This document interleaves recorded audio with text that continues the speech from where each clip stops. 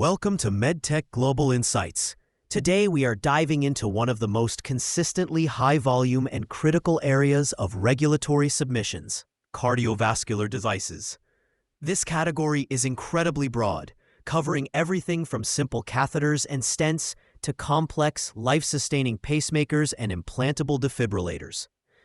The sheer volume of innovation means a constant stream of submissions to regulatory bodies like the US FDA. Navigating this landscape successfully is paramount for any medtech company in the cardiology space. The two primary pathways in the United States are the 510(k) and the Premarket Approval, or PMA. The 510(k) is the most common route, based on demonstrating that a new device is substantially equivalent to a legally marketed predicate device. This sounds straightforward, but the devil is in the details. The most critical and often fumbled step is selecting the right predicate.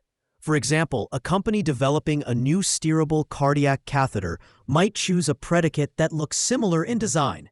However, if their new device has a slightly different intended use, perhaps for a more complex type of cardiac ablation, the FDA may reject the submission, citing a lack of equivalence.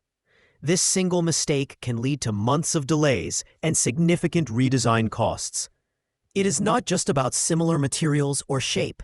It is about equivalent intended use and technological characteristics. For high-risk, innovative devices with no existing predicate, the PMA pathway is required. This is a much more rigorous and expensive journey. Instead of equivalence, a PMA submission must prove the device is safe and effective on its own merit, which requires extensive clinical trial data. Consider a company launching a novel bioabsorbable stent. The submission would need to include data from hundreds of patients over several years, costing tens of millions of dollars. The dossier itself can be thousands of pages, detailing everything from biocompatibility and manufacturing processes to long-term clinical outcomes. A successful PMA is a monumental achievement, but a failed one can be catastrophic for a smaller company. Once a device gains approval in one major market, like the US, the work is far from over. While an FDA approval provides significant leverage, it is not a passport for global market access. Each region has its own unique requirements. The European Union's MDR, for instance, has its own specific clinical evidence and post-market surveillance demands that may differ from FDA standards. Similarly, markets in Asia or Latin America have local representation requirements and specific documentation needs. Companies must create a global regulatory strategy that is both efficient and compliant across dozens of countries.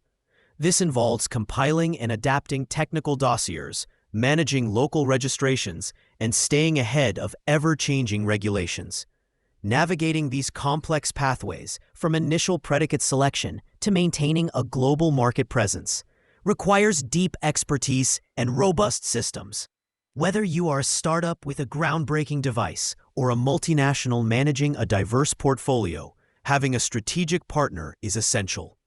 To learn more about how to streamline your regulatory submissions and accelerate your global market access, please email us at info@pureglobal.com or visit our website at https://pureglobal.com.